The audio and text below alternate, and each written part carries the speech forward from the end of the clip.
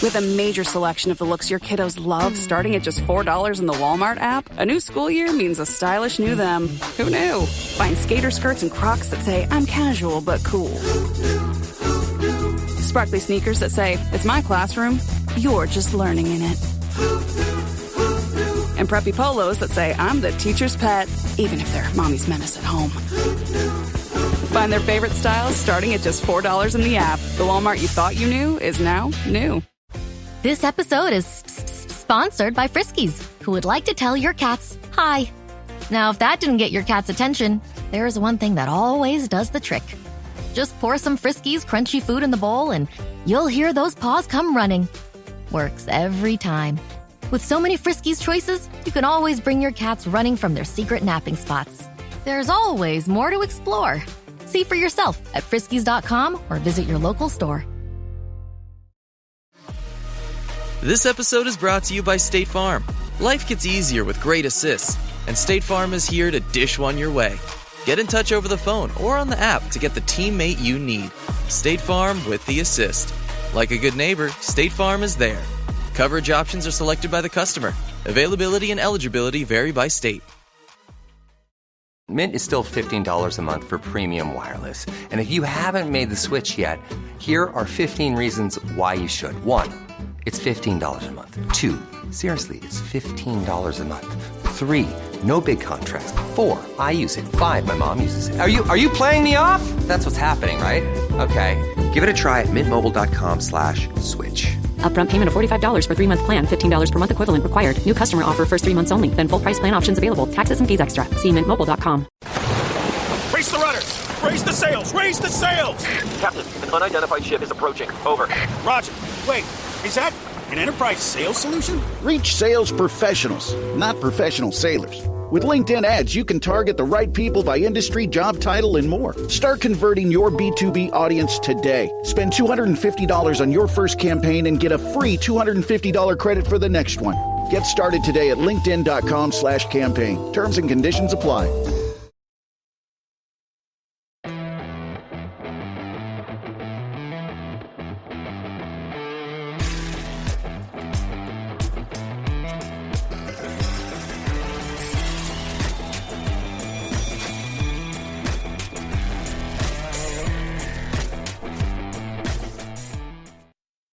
Welcome to the chalkboard, my fellow football nerds, for episode number 202 of Chalk Talk. I'm your host, Shane Haff, and you can follow me on Twitter at ShaneHaffNFL. I'm joined by the best co-host in the game. You have heard him on the Tough Cover radio show. It is Mark Henry Jr. Give him a follow on Twitter at Mark Henry Jr. NFL. Mark, how are you doing today? We made it. And how I'm doing, we're obviously going to talk about what people are calling the game of the year. Our first comment immediately, game of the year. I fell asleep at halftime. Oh, no, Mark. I fell asleep on the couch at halftime. I woke up in a panic. When I tell you, I woke up like, whoa, what happened in the game? And I immediately went to my phone. I didn't look at the notifications. Looked away from my phone. Real quick, pulled up the condensed game. Fast forwarded to the second half. I'm watching it. Nothing's getting spoiled for me. It's 40-25 with 7 minutes left, whatever it was. Baltimore's up. And then I get a notification right as that's happening from Twitter, from Schefter, Ian, talking about the Ravens' shocking loss last night. I was like, what? They're losing this game? Unbelievable way for me to experience the game. But went back and rewatched the second half condensed anyway. What a game. Yeah, unbelievable, and yet also like the most predictable outcome ever, perhaps. And we're going to get into that. Got some comments here already from Impulse and from Krabby, so thank you guys for joining the show. For those new viewers, maybe you've found the network over the offseason, we're just going to give a brief recap of what this show does, and then we'll dive in. We don't really talk about the Eagles on this show. We might mention them in our final thoughts, but this show is designed to give Eagles fans a look at what's going on in the rest of the league. So whether you're an Eagles only person that just wants to know what's going on around the division and around the NFL, whether you're a gambling guy, you're a fantasy guy, whatever, this show is designed to give you a snapshot of the league. And so we will record almost every week on Mondays. It might be Tuesdays some weeks, and we'll talk about every game except the Eagles game. And in this case, obviously, the Monday Night Football game that has yet to be played. And so I do try to timestamp these games in the podcast description in case you are just interested in a few games. However, with ad insertions and some of the editing that happens, those do get off, so it's just a ballpark. So I had somebody be like, it was off by like a minute and a half. I honestly just can't know that with how ad insertions work. So it's just to give you a ballpark, but we're always going to go in order, and we are going to kick off this time with the Friday night game in Brazil. It was the Chiefs against the Chargers. The Chiefs fall 21-27. And Mark, the Chargers drafted a running back in the first round, and they didn't really use him much, opting to attack the Chiefs through the air. And so many times we see teams get conservative with a lead. I'm looking at you, Ravens. The Chargers didn't do that. Clinging to a 6-point lead after giving up a field goal with 2:34 left, the Chargers went past. Then they did call a run, pass that went into a sack, and then they called a pass on 3rd and long and sealed the game with a Justin Herbert 19-yard scramble on 3rd and 14 after Chris Jones just lost his mind and lost contain on that play. Kind of top takeaways for me in this game is that Quentin Johnston looked really good for the Chargers, and that's huge. If he can develop into a decent player, he was their leading receiver, 5 catches for 79 yards and 2 touchdowns. Ladd McConkey added 74 yards. Keenan Allen had a good game as well, 68 yards and a touchdown. And the Chiefs defense just simply couldn't slow down the Chargers. They gave up 394 yards. The problem started up front. The pass rush couldn't get there. Then they went blitz heavy, and Justin Herbert was able to deal with that well. On the Chiefs side, that Xavier Worthy injury, when he collides with Travis Kelce on a mesh concept early in the game, it dislocates his shoulder. That's huge because you already have Rashee Rice out for 6 weeks with a suspension. It sounds like Xavier Worthy is going to miss time now. And the biggest beneficiary was Hollywood Brown. So if you're a fantasy guy and he was available, maybe you scoop him up because he's got to throw the ball to somebody. My final lingering thing from this game is I absolutely hate the Patrick Mahomes throwing a shoulder to defensive back on the sideline thing. Like, we have seen defensive backs penalized so many times, hitting Mahomes as he goes out of bounds. Even a year or two ago, we saw a Packer flagged for hitting Mahomes before he was out of bounds, just because he was running out of bounds. And so for a defender to concede Mahomes going out of bounds and him to drop that shoulder, that's just absurd. I hope a defensive back just levels Mahomes the next time and eats the flag, because that's stupid. The NFL's got to do a better job and clean that up. But what were your thoughts on the Friday night game? This is just the Justin Herbert that when people defend him, this is the guy they're talking about. And I used to be a Herbert hater, and I feel like I completed my mission a couple years ago when he stopped being mentioned with Josh Allen and with Lamar and with Joe Burrow and with Mahomes, and when he stopped being just definitively put ahead of Jalen Hurts. Not that that doesn't happen still. But I think you've probably noticed, Shane, over last year going into the year, I was expecting the Chargers to be bad. And when they won 11 games, it really did kind of, even though, did Herbert throw for 5,000 yards? Did he have 50 touchdowns? Did he have an MVP season? No, but I don't think that team was that talented. I think they got by on really good coaching from Harbaugh and Jesse Minter, the defensive coordinator, and really efficient and good quarterback play with really only one weapon last year in Ladd McConkey from Justin Herbert. So I really started, and of course he has the playoff meltdown last year, and I think that completely took over whatever narrative of the public or the casual specter of the NFL. That's going to be what people remember about Justin Herbert. So I almost feel like he went from being this guy who was mentioned top 5, with those top flight guys in the league, to now, if you say something positive about Justin Herbert, you're getting tweets that are like, he's a loser, right? And like, he stinks, right? And it's like the pendulum swung way too far the other way after that playoff performance. And I'm psyched for Herbert that he came out and kind of shoved that down people's faces and played one of the best games he's ever played of his career. Just I don't know if he made a bad throw all night. Definitively. He was really genuinely near perfect in that game. I will say, you mentioned they drafted a first round running back and they barely used him. He got 17 touches. He got 15 carries. He didn't do much with it. He had 48 yards rushing, 2 catches for 13 yards. But the one thing I'll say is the other running back in the backfield got one carry, and Najee Harris. So Omarion did get all the work for the running back. So I do think kind of if I'm being glass half full for the Chargers, and I want to spin this as maybe they can elevate themselves to the contendership we thought they could maybe a month ago before the Slater injury, I'd say we won this game against Kansas City. Our defense played really well, and we looked that good on offense while rushing for 3.6 yards per carry. And Omarion rushed for 3.2. I do believe in Omarion long term, and I think, obviously, I think the O-line has some problems, obviously, after the Slater injury. I do think Hampton's going to be a 4.5+ yard per carry guy the rest of the way. So if you add a dangerous running attack to that offense, to how good Herbert looked, and you mentioned Quentin Johnston stepping up, you have Keenan Allen, 7 catches for 68 yards and a touchdown. You really felt their chemistry. They obviously played together in years past. And then you also have Trey Harris. He had a catch for 11 yards. He's a rookie. You're hoping he makes an impact throughout the season.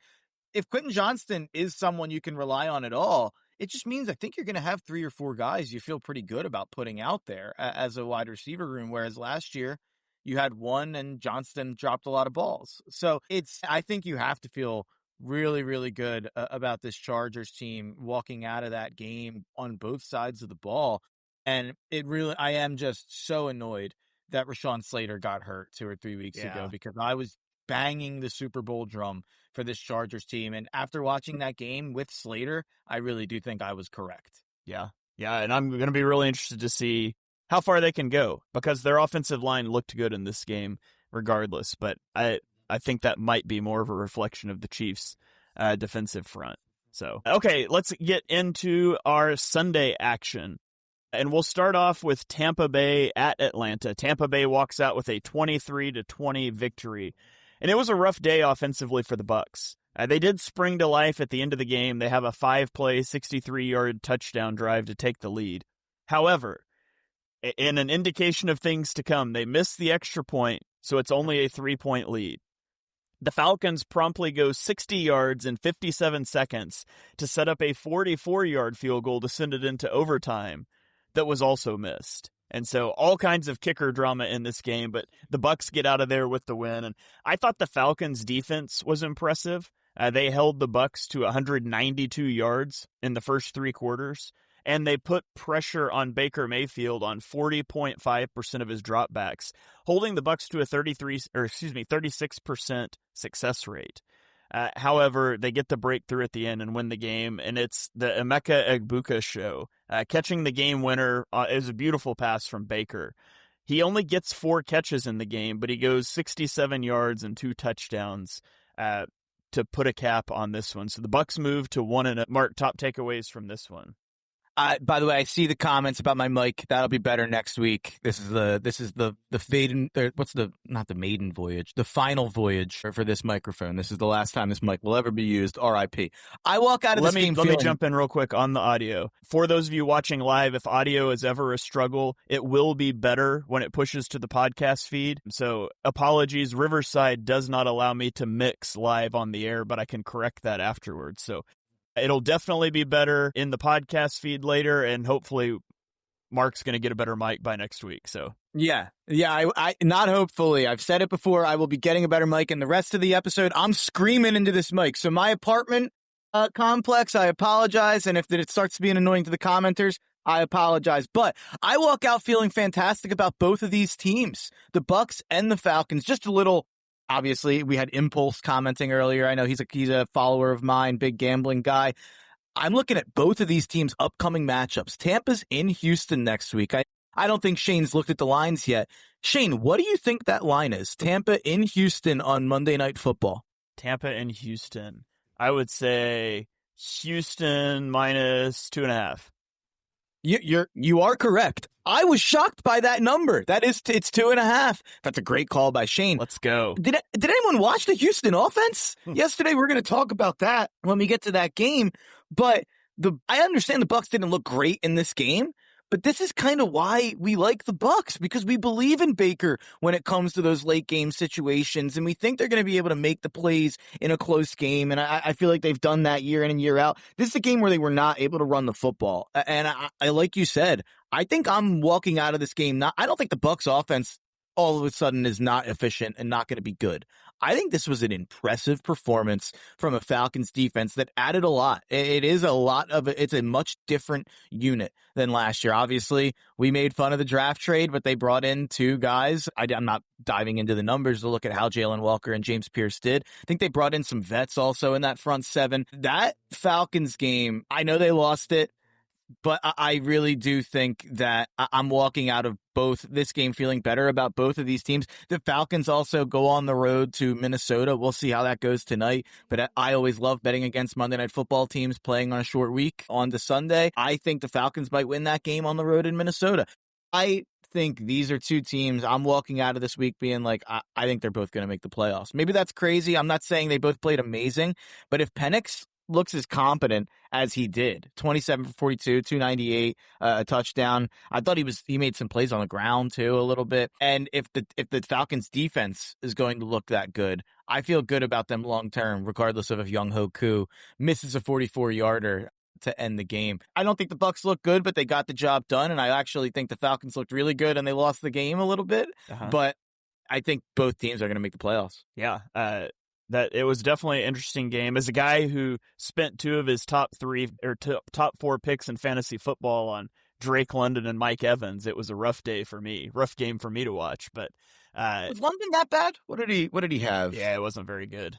8 for 55. Yeah, it's not great. Yeah. But he had 13.5 probably for fantasy. It's not terrible. Yeah. So, all right, let's keep rolling on here and let's go to Cincinnati at Cleveland. Cincinnati wins 17-16. And I just want to point out that top 5 NFL quarterback Joe Burrow with a top 2 wide receiver duo in Jamar Chase and T. Higgins threw for 113 yards and 1 touchdown in this game. Now, that is removing a lot of context. Burrow was pressured relentlessly in this game. But this is not the start that you hoped for when you play your starters all throughout the preseason. Or honestly, maybe it is, because regardless of how it looked, the Bengals picked up a win in week 1 over a division rival, and they have been a notoriously slow starting team over the last couple of years. But the Browns should have won this game. They had 2 dropped passes that resulted in interceptions, and then the Browns miss a game-tying extra point and a go-ahead field goal, both in the fourth quarter. And so this was an ugly game. The 141 total net yards of offense that the Bengals put up, though, was the second lowest in Bengals franchise history. And so regardless of how you feel about the Browns defense, and maybe they're going to be awesome again, it's got to be a disappointing start for a team like the Bengals, despite the fact they walk out with a win. Andre, how do you say this? The kicker's name? Andre Simpt? ZMYT.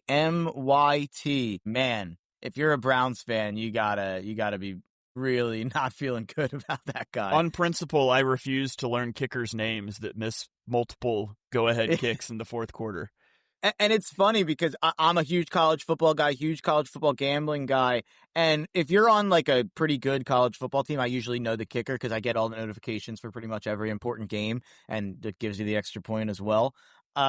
I didn't know this guy's name. He went to Syracuse, apparently. I did bet on some Syracuse. I was surprised I didn't know his name.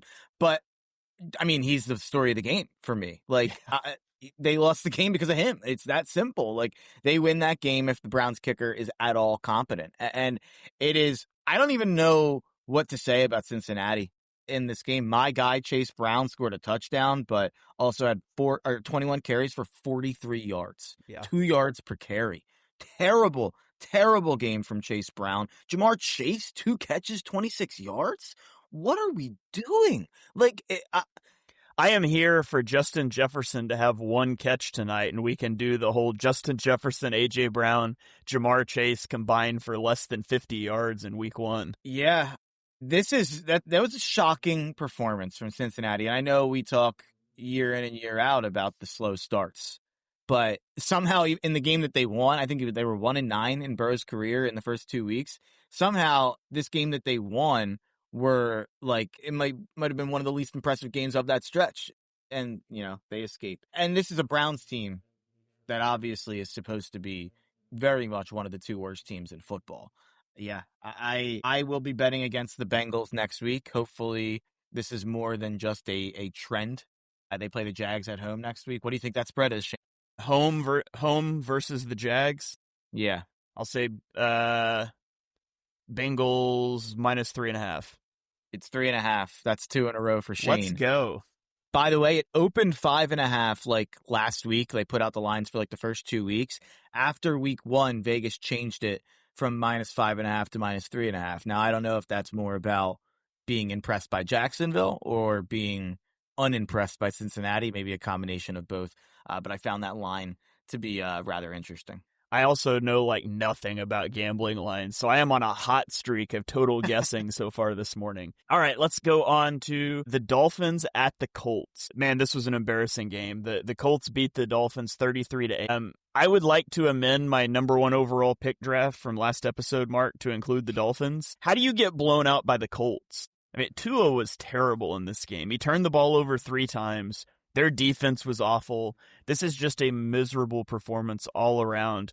And Mike McDaniel's his seat just continues to get hotter. And then you look at the Colts, and you look at the Giants on a day where the Giants only put up 6 points. Daniel Jones goes 22 of 29 for 272 yards and a touchdown while rushing for 2 more touchdowns. Now, I'm not claiming Daniel Jones is a good quarterback, but it's probably time to have a discussion about Brian Daboll and what he's able to get out of Daniel Jones. And again, it's one game, and Shane Steichen, because Shane Steichen's offense looked really good with a quarterback that the Giants could do nothing with. Michael Pittman gets 6 catches for 80 yards and a touchdown. Rookie tight end Tyler Warren leads the team in targets with 9, hauling in 7 of them for 76 yards. But I think, it's kind of what we expected in Indy. I mean, not this blowout, but we expected Indy to be around a 500 team because Steichen's a good coach. And I didn't expect this from Miami, though. Just a total implosion in week 1. Yeah, I honestly feel as if this game has nothing to do with the Indianapolis Colts. Yeah. Like, I don't even want to talk about the Colts from this game. Like, all I want to talk about is that the Dolphins are going to have one of the all-time dumpster fire seasons ever here. Was Mike McDaniel our first pick in First Coach Fired? Because he absolutely should have been. Anyone who invested a lot in fantasy, to Tyreek Hill, to Devon Achane, even though Achane was incredibly efficient in the game, he only got 7 carries because you're down so big right away. But Achane, Hill, Waddle, if you invested any fantasy capital in any of those guys, it's your own fault. You could have seen this coming. We all predicted that this could be a disaster class dumpster fire season by the Miami Dolphins. And I think somehow, and it's funny, I was joking on my radio show about how nobody's high on the Dolphins. The only person I've heard was Peter Schrager, went on Bill Simmons' pod last week and was like, nobody believes in the Dolphins. They could make the playoffs. And that's the first person I heard say, and Bill Simmons made the joke that it was the first person he heard say anything positive about the Dolphins. So I was saying on my show that was a game I was not betting on because I was low on both teams. And I was like, everybody hates the Dolphins so much that maybe they'll show up and, have a little FU mentality because everybody's picking against them. But even with all of us hating the Dolphins, picking them in 4, 5, 6 games, whatever, I don't think any of us could have possibly expected how disastrous that looked on both sides of the ball in week 1 against a team that I don't think any of us think is that good. Yeah. So I don't know what to say about Indianapolis. Good job. But I think this is much more about the Dolphins. Yeah. By the way, the first 2 coaches off the board and the first coach fired draft last episode were Mike McDaniel and Brian Daboll. So yeah, we were probably spot on there. So, okay, let's keep rolling along here. Let's go to Jacksonville. The Panthers fall to the Jags 26-10. This game had a hour and 16-minute lightning delay, so it was disjointed, much like the Eagles game on Thursday night. But the Jags looked like a much better team than what we've seen the last couple of seasons. They scored on 4 of their first 5 possessions. Even so, I didn't think Trevor Lawrence looked great. He missed a lot of passes. He couldn't get on the same page with Brian Thomas Jr., who he targeted 7 times, and it only resulted in 11 yards. But Travis Etienne kind of carried the day with 143 rushing yards on 16 carries as the Jags get the win. And on the flip side, Bryce Young looked a lot like he did early last year. He completes less than 50% of his passes. He throws 2 interceptions against a defense that was not particularly good last season. He also fumbled the ball, so 3 total turnovers. I think the only positive really for the Panthers is that Tet McMillan looked good, but he was pretty much the lone bright spot there. So what were your takeaways from this game? Similarly to Jacksonville, and I will get to Jacksonville, I'm not going to completely ignore them like I did Indy. This game's not about Jacksonville to me. This game's about Carolina, and this game's about Bryce Young. I just sent you a DM on Twitter, Shane, if you could pull that up. I think it's a really funny video from yesterday's game. But this was a good day for my takes yesterday. I feel like we've talked about some of them, but we'll get into more of that throughout the show. The whole offseason, I've kind of clocked how the football cognoscenti has decided Bryce Young is actually good based on the second half of last year. This is Bryce Young, I think, getting distracted by the games that they play on the Jumbotron at the Jags game. This is for anyone watching the audio, for anyone listening to the audio, the video is Bryce Young staring at the Jumbotron. He looks back away and then he turns back around to the Jumbotron and looks back up at it. It's one of those things where something's under the helmets. And they move around the helmets and they say, "Where's the ball now?" Bryce Young's like, "I really think that ball's under helmet number 2." To be fair, those games distract me too, but I'm really good at them, so I feel him there.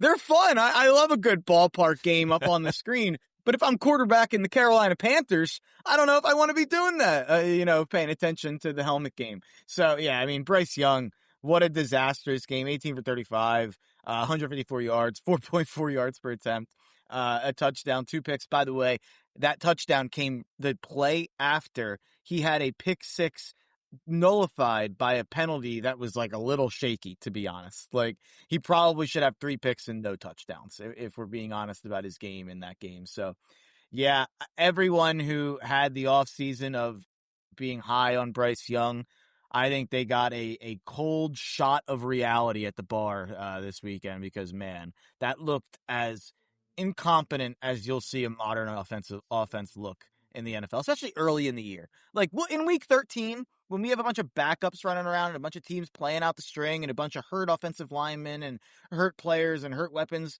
we're going to see some ugly offensive performance. I think of like when the Giants started like Jake Fromm a couple years ago and they couldn't elevate, like they couldn't move the ball literally at all. But for week 1 to have an outing where you're that bad in the first half, this goes for Miami too. It's just inexcusable. Like, you spent a whole offseason with these guys, like preparing for, obviously the whole season, but this game. And to come out that flat on offense is just, I'll never understand it. And just a real quick, very active comment section over here today. Shout out to the commenters, Ben, Yako, J-Rock, Anthony, our number 1 guy. That's our long-term guy there. GGN. I saw there's some other name, Krabby. There's some other names up there earlier. Shout out to the commenters. Yeah, J-Rock's asking where I had Bryce Young ranked in my QB rankings. We both had him pretty.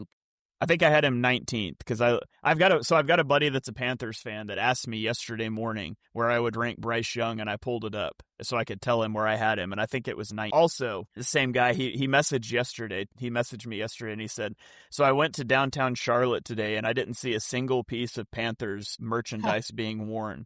I was wearing a hat, and a guy asked me if I was going to the game. The game is in Jacksonville." He's like, "This town used to be alive and buzzing with Panthers hype when I moved here. Now it's just a soulless banking town." So checking in on Panthers fans, man, it's rough. That's a shame. I like Charlotte. It's a fun city. But I had Bryce Young 22 when we did our list. And it looks like the 3 names we disagreed on are Darnold, Fields, and I can't figure out who the other one is. But Darnold and Fields are the 2 guys that you had, and Tua. And I would say Tua and him is a close competition still at this point. But Darnold and Fields, and I think you would probably, if you had to redo it, that you might take Darnold and Fields over him. Yeah, definitely Fields. Yeah, I guess Darnold wasn't good either. Yeah, that's fair. Well, speaking of Darnold, let's go to New England and talk about the Raiders and the Patriots. So the Raiders win 20-13. And my first note over this game is, spoiler alert, Geno Smith is a much better quarterback than Sam Darnold. Geno goes 24 of 34 for 362 yards and a touchdown. Now, he did throw an interception, but he had no help from the run game at all. Ashton Genty, my number 1 overall pick in fantasy, had 19 carries for 38 yards. Now, he did have an impressive touchdown, but it was a rough day on the ground. But Geno showed a great connection with Brock Bowers in this game. 5 receptions for 103 yards before he left for injury. He also connected with Jacoby Myers 8 times for 97 yards. On the Patriots side of the ball, they were remarkably pass heavy in this game. Travion only had like 5 carries. Drake May threw 40, completed 30 of them for 287 yards and a touchdown. Also threw a pick, was sacked 4 times. He got strip sacked in the fourth quarter when Will Campbell got beat. Campbell also had a false start in the fourth quarter, so rough day for Will Campbell. But the scenario here is kind of dumb, I think. The Patriots were lined up to go for it on 4th and 5. They get a false start, which makes it 4th and 10. And then they decided to punt the ball, which was kind of a stupid decision because you're down 10 with under 5 minutes in the game. And so it doesn't really matter where the ball is in that situation. Like, you have to convert that or the game's over, unless you're the Bills, I guess. But it was at the New England 44, so it was nearly midfield anyways, and the ensuing punt only went 21 yards. So I thought that was a really bad call by Vrabel, and they end up losing by a possession that they potentially could have stolen there. But the Raiders get the W and move to 1-0. What are your thoughts on that one? I feel like I'm hammering the losers more than talking about the winners on these things. And by the way, I do want to say, you mentioned Travis Etienne on that Jags game, and I got distracted. But if Travis Etienne is the guy from 2 years ago, that really is interesting for that Jags offense, because people came into the year thinking it was like a 3-headed monster with him, Bigsby, and Tootin. If he's going to be like a bell cow guy who's getting 140 yards, I mean, that changes how I feel about that offense. Anyway, back to the topic at hand. Raiders, Patriots. And like I said, I feel like I'm focusing on the loser here. And the last couple weeks and months, I've kind of talked about here and on other shows, I feel like people started to get too excited about the Patriots. They were farther away than people were acting like this offseason. Their roster still has a lot of holes. You still got me? Yeah, I still got you. I'm not sure what happened there, but I was bizarre. But the weird thing I'll say, and despite all the holes on the offense, all the stuff with the Patriots, whatever, the holes all over the roster, which are plenty, I think, with this Patriots team, they still had a chance to win this game. This is a 1-possession game for 53 minutes. It's 7-0, 7-7, 10-7, 14-10, 17-10. So that's what makes it so confusing. You hire Mike Vrabel, you have Josh McDaniels as the OC, and you'd think this is a team that's going to run the ball a lot, right? And even maybe Drake May runs the ball a little bit, and you'd think that this is a team that's going to run. And like you said, Travion gets 5 carries, Ramondre gets 7 carries. This is not a game where the Patriots were down big all game. They were up 10-7 at halftime. They were up 10-7 until midway through the third quarter. It's a like I've said, a 1-possession game until midway through the fourth. And you're not running the ball, and you're putting that much on Drake May behind a bad O-line with bad receivers. Like, run the ball, help him out, like, get him into play action, let him use his legs in those ways. Like, it felt like they were putting shackles on Drake May, even while they were somehow letting him not run. Like, I don't know if what I'm saying makes sense or adds up, but it just felt like they weren't doing anything that would be conducive to what I think Drake May is good at. And they weren't helping a young QB with a rough O-line at all by running the football. So I felt like this was a horrible, horrible offensive game plan that robbed them of potentially winning the game. I know Geno threw for a ton of yards in this game, but like you said, they came into the game clearly with the strategy of shutting down Genty and shutting down the running game and kind of giving a little bit to Geno, letting him kind of cook a little bit. And cook he did, but even with that, they put up 20 points. Like, it's not like they were moving the ball every drive into the Patriots' territory. Like, this was not a dominant offensive performance. In fact, I think it was in some ways a good defensive performance from New England, especially without Christian Gonzalez. The offense, and especially the offensive game plan, is, I think, what really shocked me in this game from New England. Yeah. All right, let's keep rolling. Let's go Arizona at New Orleans. Arizona wins 20-13. The Cardinals had a pass breakup on a pass into the end zone to Chris Olave on the last play of the game. that would have sent this into overtime. If you need that to beat the Saints, you probably just aren't a good football team. And I think that's all we really need to say about this game, to be honest. I'll mention a couple other things, but the Cardinals started well. They scored 4 of their first 5 drives, but then they came up empty on their next 4 possessions to give the Saints that chance. And Marvin Harrison Jr. did have a decent game, 5 catches, 71 yards, and a touchdown, so they obviously need to get him and Kyler on the same page this year. And the only other thing is just a legacy thing, but Cameron Jordan had 1.5 sacks in this game, which now gives him the New Orleans franchise record at 123 sacks. So shout out to Cameron Jordan. Been around a long time. Been a good player for a long time, just stuck on a perpetually bad team now. But anything of interest to you in this game? Spencer Rattler outplayed Kyler Murray in this game. Matchup of former Oklahoma quarterbacks there. Spencer Rattler was, I think, like to the eye test. And you look at the stats, you can make a case for either of them depending on which stat you want to talk about. But I thought Rattler was better. And not that I'm telling you, by the way, what I'm saying there, don't mistake what I'm saying for me saying Spencer Rattler played well. That's not what I'm saying. I'm saying he played better than Kyler Murray. And this Cardinals offense is just, Trey Benson broke a 52-yard run. If you take that out, their running performance was not good. Obviously, that's hard to say. You break a long run, that counts as part of your running performance. But they got outgained by the Saints in this game. A Saints team that we both very much projected to be the number 1 pick this year. And I still think that. I still think they're going to be the number 1 pick. My adjustment, I've heard a lot of we don't have a bad team in the NFL this year. The Browns and Saints hung. My adjustment is not, the Browns and Saints are now good. My adjustment is the Bengals and Cardinals are worse than we thought. Yeah. Maybe that's incorrect, but that's how I'm feeling. Yeah, it's hard to tell after 1 week, but I tend to agree with you on that. And you're right. Week 1s tend to be wonky. We see weird results every year. I remember something I was reminded of yesterday. Justin Fields, we're going to get to it. Maybe the game of the, not the game of the day because of what happened at night. The game of the day. Game of the afternoon, I guess. The early afternoon, maybe. But I was reminded that Justin Fields is a little bit of a week 1 merchant. He wins a lot of week 1s. Do you remember the game where Chicago beat San Fran in the rain that game, and Justin Fields did his slide in the rain and into the end zone? That I think the Bears ended up going 7-9, 7-10 that year. The 49ers, I think, went to the Super Bowl. So it's we see these games sometimes. Sometimes it's weather, sometimes it's just week 1 and teams aren't ready. Guys not playing in the preseason, whatever you want to say. I'm willing to be open to maybe the Bengals and Cardinals being better than they played in week 1, of course. But I think 1 week in, can't love how either team looked despite winning. Yeah. All right. Well, let's get into what you called the game. We can call it the game of the day as opposed to the game of the year. Which we'll get to in a minute. But the Steelers at the Jets, the Steelers win 34-32. And this was the game of the early slate. It's a unique scenario. It's not often you see 2 quarterbacks playing their former teams at the same time, but it lived up to the billing. And the Jets were solidly in control of this game, leading 26-17 in the 4th until the Steelers scored a touchdown.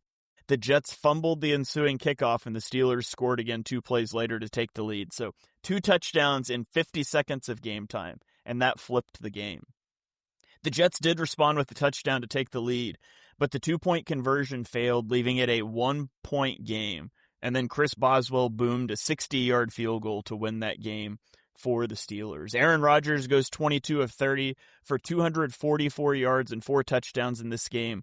He did take some sacks, and I just didn't think he looks like he can move very well, but it was a good game for him through the air. Justin Fields goes 16 of 22 for 218 yards and a touchdown. He added 48 rushing yards and 2 touchdowns on the ground. What I was most impressed by with him, though, was his pocket awareness. I thought he did a good job of moving up through the pocket, of keeping his eyes downfield while scrambling. I was really impressed with what Fields did on the day. The other thing I want to point out, and this is kind of a crazy stat, I had to double check this, but Sauce Gardner lined up against DK Metcalf on 30 of his 33 routes, and he allowed 1 reception for 11 yards. On the 3 routes that Metcalf wasn't covered by Sauce, he had 3 receptions for 72 yards. So, wow. Just incredible performance by Sauce, and nobody else apparently could do anything against DK.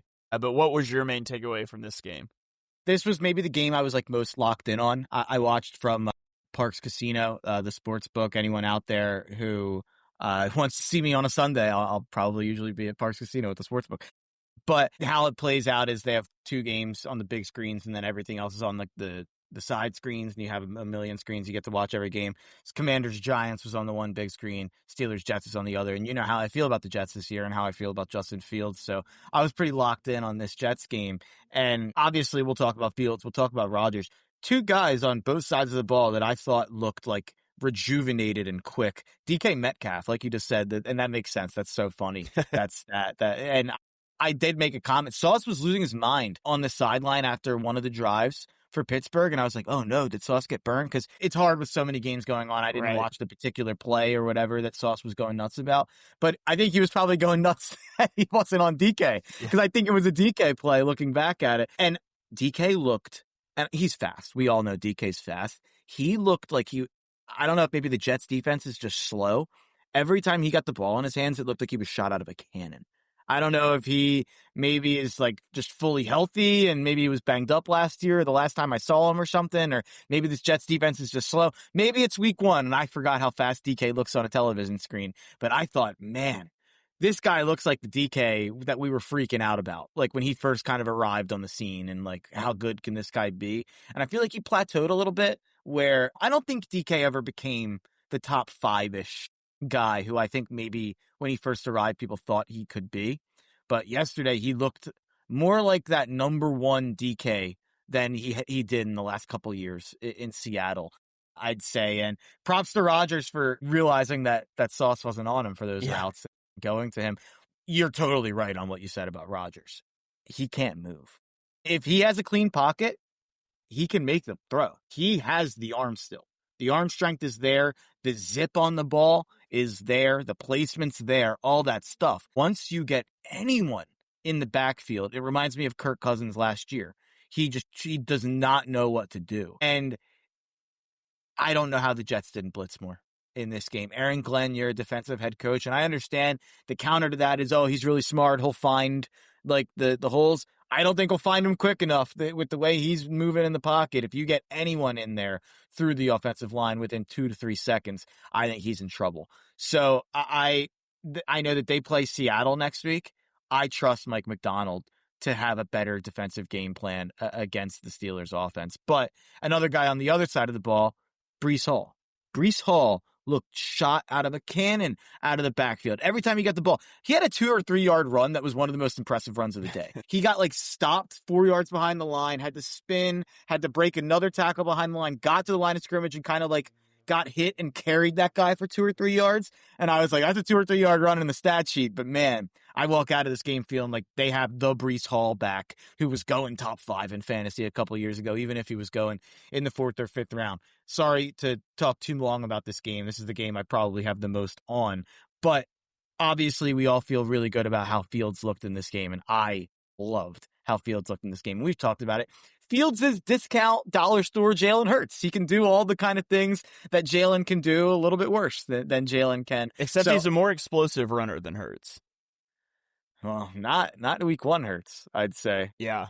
And 2022 Hurts. He's more explosive than the last 2 years of Hurts. And you know what? You're even still, he's I'd say quicker. He's a little more. He's faster than Hurts. I think Jalen's a smarter runner. Yeah. No doubt about that. I've always thought Jalen's such a smart runner. But Fields, he looked, 12 carries for 48 yards, 2 touchdowns on the ground, 16 for 22, 218 and a touchdown. I loved how his arm looked. He was zipping balls, and a couple times to the point where I was like, is he throwing that a little too hard? It's like a 7-yard out and he's like zipping at 105 miles per hour. I really, really thought Fields looked good. I really thought Rodgers with a clean pocket looked good, but I thought this game was going to be like 17-14. And I think my take on it is that I'm more like, what's going on with these defenses?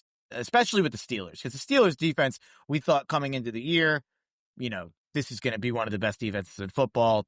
Perennially, we kind of feel that way. I thought TJ had a lot of really good plays in this game, but outside of TJ, not a lot of jumping off the screen from the Pittsburgh defense. And then on the Jets side of the ball, not a lot of studs on that defense besides Sauce and Quinnen. But you thought, you have those two studs. You have a lot of young pieces.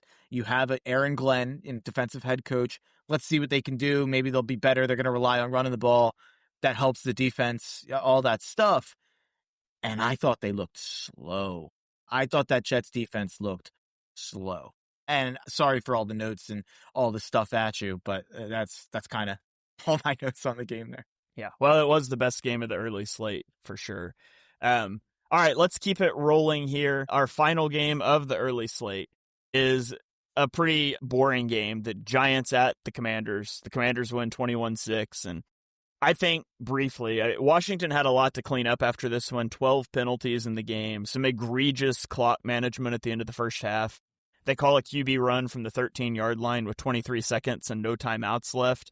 And then they hurry up and run a play instead of spiking it, which results in intentional grounding to end the half. You can't do that. You're pretty unlikely to run from the 13-yard line and get in to begin with, but I don't have a problem with calling that if you then hurry up and spike the ball. And then see where you're at. You might still have time for an end zone shot, but so much you try to go tempo there. Somebody blows an assignment. You end up with intentional grounding or a sack, and the half's over. And that's pretty much what happened. That said, it doesn't matter because the Giants' offense is abysmal. They only got into Washington territory 3 times all day, leaving only 6 points to show for it. The worst was getting to 1st and goal from the 3-yard line in the fourth quarter and throwing 4 straight incomplete passes. They had 7 plays. They had 3 downs. They got a pass interference on 3rd down from like the 2, which moved it to the 1. And then they had 3 more plays, lost yards, and took a field goal. They had 7 plays from the 3 or the 2, whatever. Oh. Yeah, just terrible stuff from the Giants. The only other thing I'll mention, because I think it's interesting, Jaden Daniels was fantastic last year against the blitz. He had a 114.7 passer rating. He struggled against the blitz in this one. 3 of 9 for 29 yards, a 43.3 passer rating. I don't expect that to continue, but I thought it was noteworthy at least. I was about to throw it to Mark, but he just disappeared.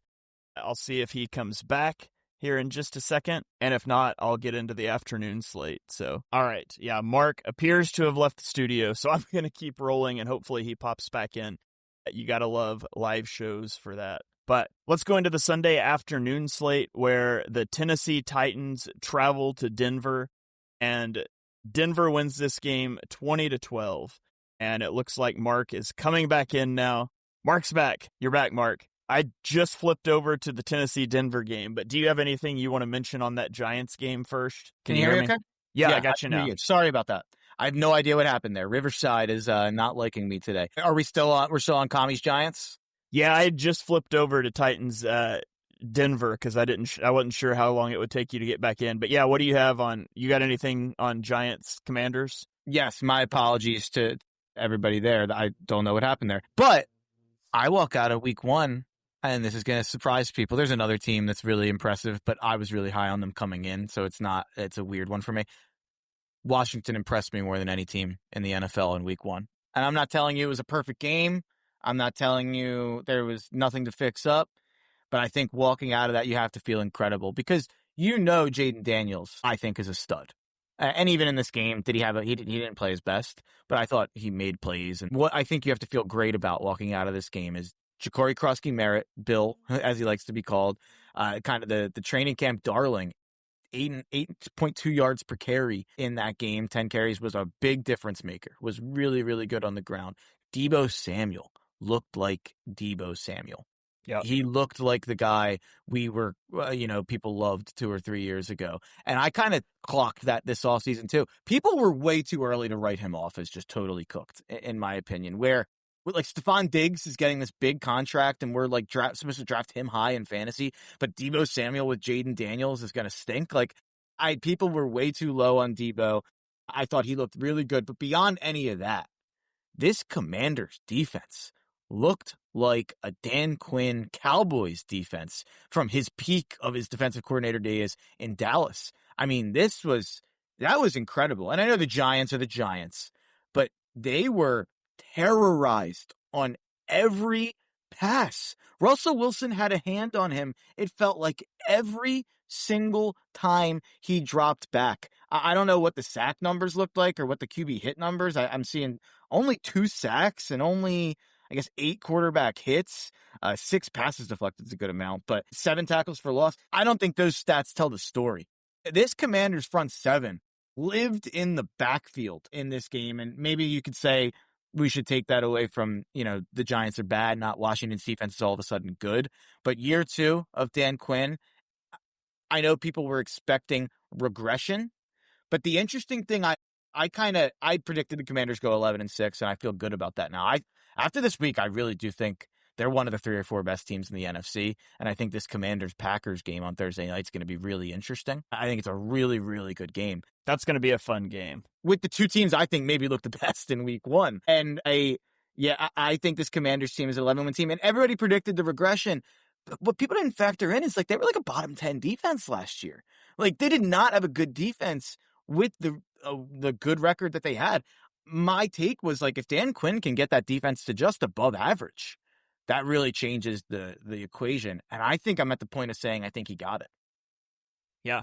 I will taper expectations a little bit because the Giants' offensive line is just abysmal. It's fair. Especially without Andrew Thomas. But I'm really curious. I can't wait for that Thursday night game. That's one I won't be betting for sure. I think it's a 3.5 points. I should have had you guess it. But I think I bet it's a 3.5 point spread. You got it again. All right. That's not one I'll be betting for sure. Yeah. All right. I fist pumped and disconnected my headphones for a second, but we're good now. It's great. It's week 1. We're working out the kinks. Week 1 for podcasters too. I mean, I had that rant about how these offenses can't come out looking like this, and I have this mic and Shane's fist pumping his headphones out. Podcasters coming out looking like this in week 1, unacceptable. It's unacceptable. You got to have better execution. We'll have to have a press conference later on for Shane. And maybe we need to play in the preseason next year. Yeah, we took off the preseason, and that was a mistake. I will tell you right now, that is absolutely not happening. You could not pay me to watch every NFL team's preseason games, but I digress. Let's get into the Sunday afternoon. And your season, your shot. The NFL season is rolling, and every touchdown can bring you closer to a payout with DraftKings Sportsbook, an official sports betting partner of the NFL. From first touchdown score to anytime touchdown props or the thrill of live in-game betting, every snap is loaded with opportunity. And this one is specifically for new customers who can bet just $5 and get $200 in bonus bets instantly. Plus over $200 off of NFL Sunday Ticket from YouTube and YouTube TV. Download the DraftKings Sportsbook app and use code PINPULL. That's code PINPULL to get $200 in bonus bets instantly when you place your first $5 bet. Plus over $200 off of NFL Sunday Ticket from YouTube and YouTube TV. In partnership with DraftKings, the crown is yours. Gambling problem? Call 1-800-GAMBLER. In New York, call 877-8-HOPE-NY or text HOPE-NY. That is 467-369. In Connecticut, help is available for problem gambling. Call 888-789-7777 or visit ccpg.org. Please play responsibly. On behalf of Boot Hill Casino and Resort, Kansas, 21 plus age and eligibility varies by jurisdiction. Fees may apply in Illinois. Void in Ontario. Bonus bet expires 7 days after issuance. See sportsbook.draftkings.com/promos. NFL Sunday Ticket offer for new subscribers only and auto renews until canceled. Digital games and commercial use excluded. Restrictions apply. Additional NFL Sunday Ticket terms at youtube.com/go/NFL Sunday Ticket/terms. Limited time offer. You're tuned into Auto Intelligence, live from Auto Trader, where data, tools, and your preferences sync to make your car shopping smooth. They're searching inventory. Oh, yeah. They find what you need. They're gonna find it. You can make a budget for your wallet to help you succeed. Pricing's precise and true. So true. It's smarter car shopping. Ooh. Just for you. Oh, it's just for you. Find your next ride at autotrader.com. Powered by Auto Intelligence. Introducing the perfect companion to your morning listening routine. AG1's clinically backed formula is now flavor-packed with 3 new delicious flavors: tropical, berry, and citrus. Start the day on a high note with probiotics that taste like the tropics. Mix it up with micronutrients that taste like berry or citrus. And take it all the way back with the classic AG1 Original with notes of pineapple and vanilla. Do your health a flavor, or 4, with AG1 Next Gen, the daily health drink. Learn more at drinkag1.com. It's the Smucker's Uncrustables podcast with your host, Uncrustables. Okay, today's guest is rough around the edges. Please welcome Crust. Thanks for having me. Today's topic, he's round with soft, pillowy bread. Hey. Filled with delicious PB&J. Are you talking about yourself? And you can take him anywhere. Why'd you invite? And we are out of time. Are you really cutting me off? Uncrustables are the best part of the sandwich. Sorry, Crust. Brooks Running reminds us that we're all powered by something. Whether it's the me-time energy of a run after a day at the office, the electrifying energy of your first marathon, or the infectious energy of a group run with your friends. No matter what energy powers you, Brooks has gear specifically designed to unleash it. So lace up and let it out. Let's run there. Visit brooksrunning.com today to learn more. As per usual, we're already approaching an hour on the show, so we'll try to speed through some of these, but you guys know how that's going to go. Tennessee at Denver. Denver wins 20-12. Bo Nix looked a lot more in this game like I thought he would last year. He didn't play well. He turned the ball over 3 times, was generally ineffective, and he did it against a bad football team in the Titans. So that's not to say it was all bad. He had a nice touchdown pass to Cortland Sutton, but I thought it was more bad than good from Bo Nix in this one. And then, for all the RJ Harvey is Alvin Kamara talk from Sean Payton, they only gave him 6 carries. And he got 70 yards on the 6 carries. He was only targeted once in the passing game. It went for -1 yards. So I don't know on this Broncos offense. Defensively, it was a tough matchup for Cam Ward, but it didn't look good. He was 12 for 28 passing for 112 yards. And is this a typo? I wrote down 6 sacks. Did he get sacked 6 times? 6 sacks for 50 yards. Goodness. Yeah, that's 34 dropbacks for 62 net passing yards for the number 1 overall pick. The Titans also egregiously mismanaged the end of the first half. They get the ball on their own 7-yard line with 47 seconds left, and Denver had 2 timeouts. And instead of you could run the ball 3 times or really kneel the ball 3 times and end the half. They go incomplete pass, sack, and punt the ball running only 8 seconds off the clock. And then Denver scores a touchdown that ends up deciding the game. And this isn't Bills Ravens. This offense wasn't humming. They had not gained 35 yards on any of their first 4 possessions, but they decide to go for it with a rookie quarterback 93 yards from the end zone with 47 seconds left. I thought that was a terrible decision by the Titans. I mean, the Broncos defense looked good, but really I didn't think either team looked that great in this one. I'm trying to get their record in 1-score games last year. 1-7, the Tennessee Titans. I get that they're a bad team. They were a bad team last year. You're going to lose games when you're a bad team. It doesn't matter if they're close or blowouts. Maybe you could even say you hope they have more close games than blowouts. Bill Callahan's not Bill Callahan, that's his son, or that's his father. Brian Callahan is a bozo. I think in my head, I went to Bo Callahan, but that's a movie, not a... Go watch his tape. No one went to his birthday party. But Brian Callahan, his father Bill, is the offensive line coach, by the way, for Tennessee. But Brian Callahan, I think, is a bozo. I think this guy's a 2-year and out guy. I think Cam Ward's going to have his second head coach in 2 years next year, coming into the year. That'll be a big storyline that guy's going to fix Cam Ward.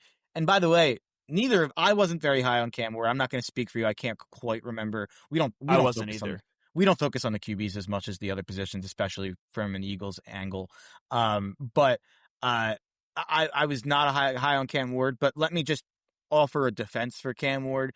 Cam Ward is set up in one of the worst situations I've ever seen a rookie quarterback be thrown into. There is not like any talent on that roster, offense or defense. I don't think the play caller's good. I don't think the coaching staff is good. I don't think the offensive line is very good. I don't think the weapons are good. I don't think the run game's impressive. The defense is not. Jeffrey Simmons is a stud, but not a lot of blue chippers on this Titans roster. Not a lot of guys to help a rookie quarterback out. So Cam Ward might suck, and I kind of thought he might suck coming into the league, but I don't even think it's fair to even have much of a take on Cam Ward. Just this game, but this year. It's going to be awful. Yeah. All right. Let's one more thing real quick on Denver. Denver and Arizona go into the same bucket. They're both going to be 2-0 next week because Arizona plays I'm blanking. They play a terrible team, and Denver plays Indy, and everybody's excited about Indy, Daniel Jones, yada yada. They're going to crash back to earth, and Denver's going to beat another bad team. They're going to be 2-0, and both of those teams are going to be 2-0, and everybody's going to be like, oh, they're pretty good, and neither team is good at all. That Denver team was begging to lose that game to a competent team yesterday, and Tennessee is not competent. Yeah. All right, San Francisco at Seattle. San Francisco wins 17-13. George Kittle left the game in the second quarter, but Jake Tungs, a depth piece at tight end, wrestled the ball away from Tyreek Woolen in the end zone for the game-winning touchdown. He entered the game with 0 career receptions despite being in the league for 2 years, and the 49ers take that lead with 1:34 left. So the Seahawks did have a chance, and Sam Darnold hits JSN for a 40-yard gain. But then Sam Darnold fumbled the ball on a pressure from Nick Bosa, and San Francisco wins the game despite missing 2 field goals in this game, as kicker continues to be an issue for them. I am here for all of the Kyle Shanahan throwing dirty looks at the kicker for the second year in a row, despite not doing anything to fix it. Christian McCaffrey had 142 scrimmage yards in this game, 69 rushing and 73 receiving. He didn't look good as a runner, though, at all. Ricky Pearsall had 108 yards on 4 receptions, so that's nice for the second-year guy. For Christian McCaffrey, this was his 31st game with more than 50 rushing yards and 50 receiving yards. And so he trails Marshall Faulk, who has 41 such games. Nobody else has ever topped 25. So wasn't impressed with how he looked on the ground, but he did look good as a receiver. What were your thoughts on this one? Do you know the percentage of JSN, what he had for the offense yesterday? No, what was it? JSN had 9 catches for 124 yards. Sam Darnold had 16 completions and netted 146 yards. They had 22 net passing yards that were not to Jackson Smith and Jigba. That's unbelievable. I mean, that's unreal. And my 2 big takes on the game, I'll keep it pretty brief. The Seattle Seahawks, where I want to get the exact situation correct. It's a 10-10 game. Seattle gets the ball back with 7 minutes left. They run an 8-play drive where they have 4th and 1 at San Fran's 19 with 3 minutes and 24 seconds left. San Fran has all 3 timeouts. What do, Shane? You go for it. You go for it 1,000% of the time, not just because you want to try to go put 7 on the board and make it harder for them to tie you. There's 3 minutes left. That's an eternity. I mean, we now know they got the ball back down. Like they had a chance again to go down the field, and we'll talk about that. But that is one of the, and I tweeted it immediately, and shout out to Greg Olson, who was fantastic on this call yesterday, because I focused on this game a little bit in the 4:00 window. Greg Olson did a fantastic job, and right as they were sending the kicker out, he's like, man, this is not what you want to see if you have a coach who's confident in your offense or defense. He's like, I get it. The narrative is you send the kicker out there because you trust your defense, and your defense has stopped them all day. He's like, I look at it the opposite way. He's like, if you trust your defense, you go out there and try to win the game right now. And if you don't get it, you trust your defense to stop them anyway. Because if you're going up 3 or tied, you're wanting to stop a field goal either way. So it's Greg Olson put it perfectly. And he goes out and kicks a field goal. And guess what? San Fran goes 7 plays, 68 yards in like less than 2 minutes. And they go right down the field and score a touchdown. And it's inexcusable. San Fran shouldn't have gotten the ball back with 3 minutes left. It's inexcusable stuff from Mike McDonald, or if you want to say Kubiak, I don't think that's a play caller call. I think that's a head coach call. And then Sam Darnold. After JSN tries his hardest, JSN breaks free down the field somehow when the only thing the San Fran defense had to do was stop them from getting a deep pass. JSN has a 40 or a 50-yard catch. They go all the way down the field. And the thing that I couldn't stop thinking while watching this game reared its head at the end. When Sam Darnold fumbles because his own guy hit his hand, I was thinking, man, the 2025 hypothetical Geno Smith Seahawks, they could have been special. Yeah. Also, we'll mention the 49ers. Brock Purdy was pressured on 58% of his dropbacks in this one, which is the highest rate of his career. So that's something to monitor as we go along throughout the season if they're going to be able to keep him upright. And let's go on to Brock Purdy got away with some in this game, by the way. He threw 2 picks and he got away with more. Like the touchdown at the end of the game, Tariq Woolen didn't make a play on. He just stood there, and I like Tariq Woolen. I defended him. He made me look like an idiot a little bit. Tough game for Tariq Woolen, even in a good game for Seattle's defense overall. Yeah. All right, let's get into the Packers against the Lions. This was not a good game, but still kind of a good game to watch. Jordan Love gets his first home win against the Lions, 27-13. He goes 16 of 22 for 188 yards and 2 touchdowns. And the Packers started early. They scored on their first 3 drives. Jordan Love's first 8 completions went to 8 different receivers. He did battle his inner demons later, trying his best to throw a pick on back-to-back plays. There was a drop and then one negated by a penalty. But overall, he played a good game. The Lions' offense really struggled. They could not get anything going in the run game. They had 22 carries for 36 yards. Jared Goff was sacked 4 times. He did hit a deep shot to Amon-Ra St. Brown in the first quarter, and then he never attempted another pass over 20 yards. And some of that was because he was just constantly under pressure. He ended up taking the 4 sacks. Micah Parsons was dominant in this game.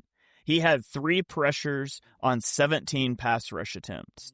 He had a sack. He pressured Goff into an interception. Goff's time to throw dropped by 0.56 seconds when Parsons was on the field. And by the way, every pressure was against Penei Sewell, who people tried to say was better than Lane Johnson this offseason. And it's not even that particularly close. But Parsons looked awesome.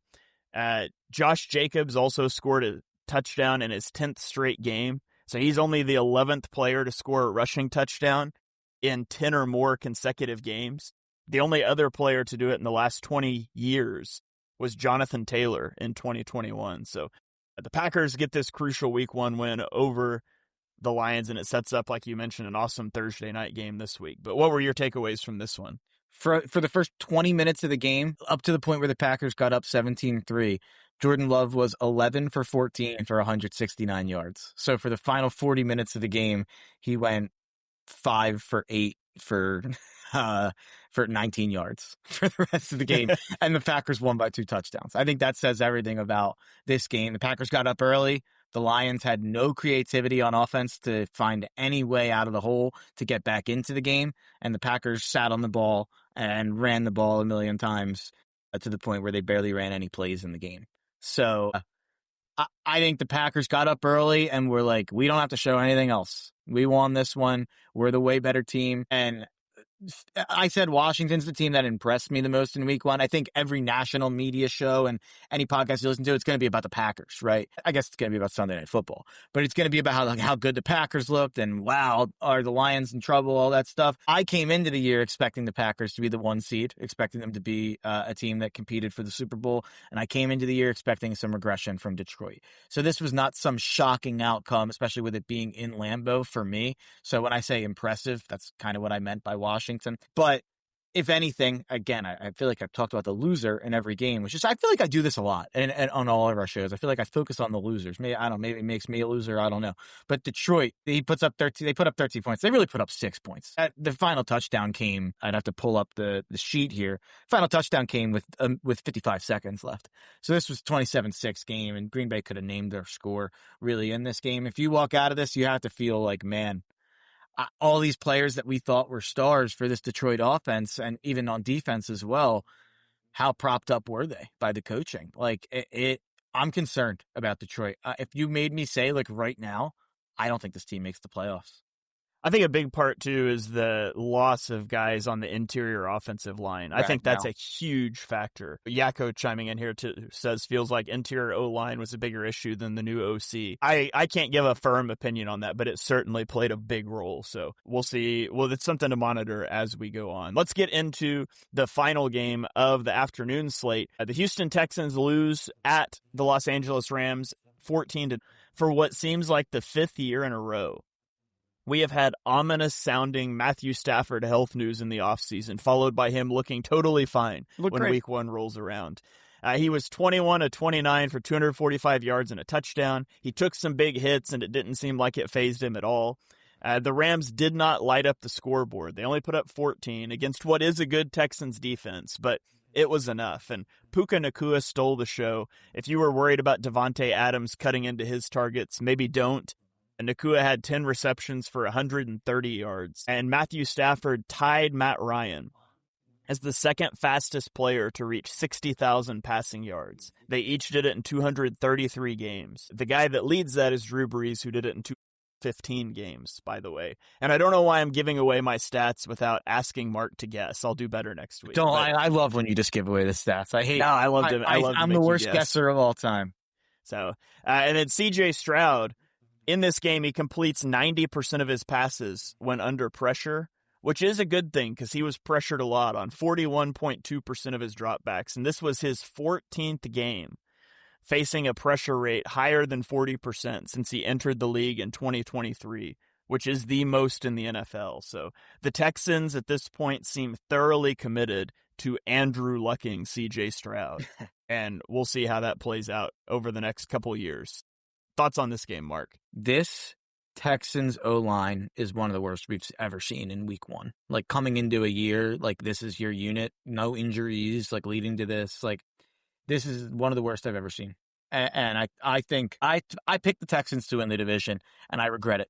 Because you watch the Colts and the Jags, I think both played really bad teams, and I'm not really willing to take much away from either, but I'm willing to say one of them are going to be better than Houston. Because this O-line is not good enough. Nico Collins, they couldn't even block long enough to get Nico the ball. 3 catches on 25 yards. C.J. Stroud's running for his life. They put up 9 points in this game. They're lucky that their defense is good and that their defense held the Rams in check a little bit there. And I think they might have recovered 2 fumbles, the Texans, in this game. So that helped a lot. Keep it them in range in a 1-score game. But I don't know how people watch this game and then made Houston a 2.5-point favorite next week against Tampa Bay. Think Bowles is going to blitz that Texans O-line. I don't think Stroud or the O-line are going to be able to handle it. So I think this might be a rough year for Houston. You have Tampa Bay coming up next. Then you go at Jacksonville, Tennessee at home. That's not a hard game. Then you go at Baltimore, at Seattle, San Fran at home, Denver at home, Jacksonville. Like, if Jacksonville's competent, that's a really, really tough stretch to get the Bucs, the Jags twice, the Ravens, the Seahawks, the Niners, the Broncos. I think we might be talking about like a 2-6, 3-5, 3-6 Texans team at midseason. And I don't know. And hey, there's someone commenting that they disagree. Houston's defense looked great. I'm not taking anything away, but they're going to probably get a couple injuries. It makes it harder for the defense to perform at such an elite level to pick up such a slack for that offense. And I'm sure they will split those Jags games. I'll take Jacksonville being incompetent for 100. They might be. They looked good yesterday, but it was Carolina. They might suck. Liam Cohen, I think, is a good coach. So I think Jacksonville might be at least a 7-8 win competent team, which playing them twice would be difficult. But yeah, I just think this Houston O-line is going to torpedo the season. Despite D'Amico being a good coach, despite CJ being a good quarterback, despite the defense being very good, I think the O-line is disqualifyingly bad. Yeah, and you can only do so much to mitigate a truly horrendous offensive line. So, and that's where they were last year, and their response was to trade away the best offensive lineman they had. So, for not much, might I add. But I digress. Let's get to the night game. This is probably legitimately the game of the year. Which is kind of sad to think about. It's like, man, it's week 1, and we probably won't see a better football game this year. But what a joy of offensive football to watch. Baltimore at Buffalo, 40-41. Buffalo wins. And man, this was 2 of the best quarterbacks in the sport. And honestly, it's not crazy to argue it's the 2 best quarterbacks in the sport, duking it out under the lights of prime time. Josh Allen goes 33 of 46 for 394 yards and 2 touchdowns. He adds 30 rushing yards and 2 rushing touchdowns, leading a dramatic fourth quarter comeback. But Lamar Jackson, on the other side, he throws for 209 yards and 2 touchdowns. He runs for 70 yards and another touchdown. And it was no fault of Lamar that they didn't close this game out. That falls on Derrick Henry, who had a key fumble, but also rushed for 169 yards and 2 touchdowns. But more so on a coaching staff who completely blew this game. So the Ravens had scored on 7 of 8 possessions to get a 40-25 lead with less than 10 minutes to go. And then they just took the ball out of their MVP quarterback's hands. 410 yards and 40 points on 8 drives. And then 0 points and 17 yards on the final 3 drives. Never throwing a pass unless it was 3rd and long. I mean, they go up 2 scores. They go run into a 3rd and 13 pass play and then a punt. Then you get the fumble. And then this is the worst one though, with a 2-point lead and under 2 minutes to play, they go run, jet sweep into 3rd and 9, and then they choose to punt on 4th and 3 when a first down would have ended the game. Like that was my question. You would have went for it there? Absolutely. Like, tough call for me. It's not even tough for me. You got an MVP quarterback. I trust him more to get 3 yards than I trust my defense to stop a quarterback who's put up 21 points in the last 11 minutes. Like, that's a go all the way for me. But you should have been going at it with that mentality from first down. Quit worrying about the timeouts that the Bills have. They don't matter. Pick up a first down and the game is over. And so you look at it from the Ravens, and man, the Ravens have now lost 8 games since 2021 where they had over a 90% win probability at some point in the game. That is 3 more than the next team. John Harbaugh has more blown double-digit fourth quarter leads than any other quarterback dating back to at least the 90s. And this is my favorite one. Before this game, Mark, 77 teams had scored 40 or more points while rushing for 235 or more yards, and all 277 of them had won. The Ravens became the first team to ever lose from that position. And it is an absolute indictment of John Harbaugh that happened. How many times have we done this about the Ravens? Saying all these stats where they did this and this and this, and they're the first team to lose when you do this and this and this. And yeah, man, this isn't Lamar Jackson not being clutch. No. He had a 15-point lead and was allowed to throw 2 passes after that, and he completed both of them. They scored 40 points. Yeah. Anyone who wants to turn this into a Lamar they came into the game wanting to do that. So, and we have a great comment from Ben. The last comment. He said, "I will say the defenses looked awful. I get that they're both playing good teams. The Bills couldn't stop the run. The Ravens couldn't stop a pass to save their lives." So what I'll say about that is, I'll ask you the question. This is a great comment. Ben says also, it's okay, guys. John Harbaugh is almost unbeatable in the preseason. Yeah, he is. But I guess I'll ask you, because Josh and Lamar are superheroes. Like, they are superhumans. They are people who transcend, like, the way we talk about normal offense, the way we talk about how a defense should normally play a quarterback. Like, these are all-time greats. These are, in my opinion, when you talk about Lamar and Josh, you're talking about 2 of the 10 most talented players who have ever played the position. And I'm not saying best. I'm not saying they're better than Dan Marino or they have a better resume, whatever. I'm talking about talent. Like, these might be the 2 of like the 5 most talented players to ever actually play quarterback. So putting that aside, do you walk out of this game saying, you know what, I'm not going to kill either defense here. These guys are just unbelievable. Or do you walk out of this game being like, man, both of these defenses look worse in some ways than I expected, especially the Bills defense. I feel like the Ravens defense, a lot of it happened in the span of like 7 minutes at the end of a game. You could say there's some being tired, and you could say all that. It felt like the Ravens were beating the Bills defense like a drum for so long in that game and getting whatever they wanted through the air, on the ground, whatever. Do you walk out of this game more concerned with one of the 2 defenses, more concerned with both defenses, or kind of just saying they're superheroes? I think it's a mix of both of those. So, I mean, anything can happen in one game. And so when your week 1 game is facing an offense like either of these and it turns into a shootout, I don't think I'm going to criticize either defense too much. I'm going to wait and see.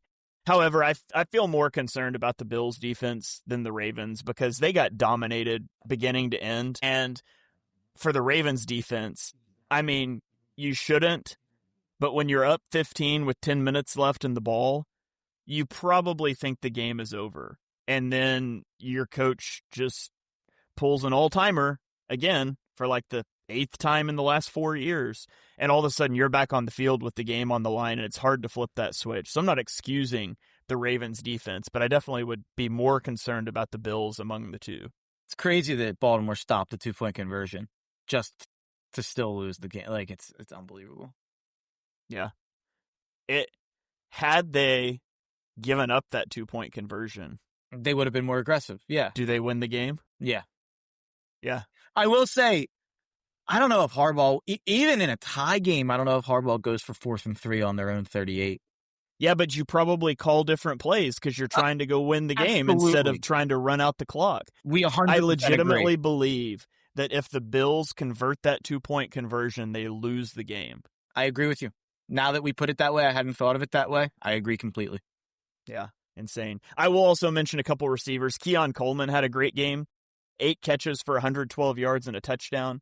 So did Zay Flowers, had 7 receptions for 143 yards and a touchdown. So good news for both teams, probably, with those guys stepping up. I think that's all I really have on that one, unless I just rant about Harbaugh some more, which I won't do. So that's it for me, Mark. Do you have any final thoughts you want to fire off before we put a bow on this episode? I guess we should probably just do like Monday Night Football every week. If we do Mondays, give me the Bears tonight.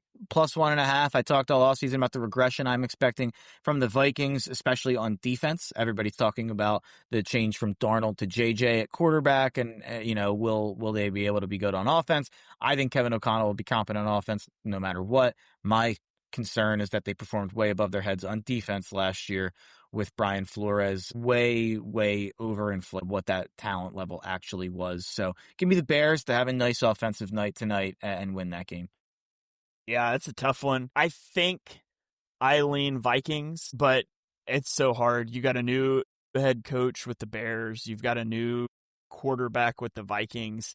I think even though it's his first start because he was injured all of last year, J.J. McCarthy probably benefits from being second year in the scheme. And so I'll take the Vikings, but it should be a good game, I think. I agree, but you know what made me feel better about the Bears today? What's that? The Lions yesterday. Yeah, that's fair. That's fair for sure. So, all right. Thank you guys for joining us for episode number 202 of Chalk Talk. Shout out to all of the commenters. Great. I saw all of your comments. It's a little hard maybe to get a bunch of them on the screen, but I did try to interact with some of them over on YouTube. So appreciate you guys tuning in. This, again, will be a show we do ideally on Monday mornings, but it might fluctuate a little bit from week to week. But if you want to stay up to date with the rest of the NFL, this is a great place to do it. So hit that subscribe button and turn on notifications so you don't miss our next episode. Drop us a 5-star rating wherever you stream your podcast. You can follow us on Twitter. I am at Shane Half NFL. He is at Mark Henry Jr. NFL. And we will catch you guys next time.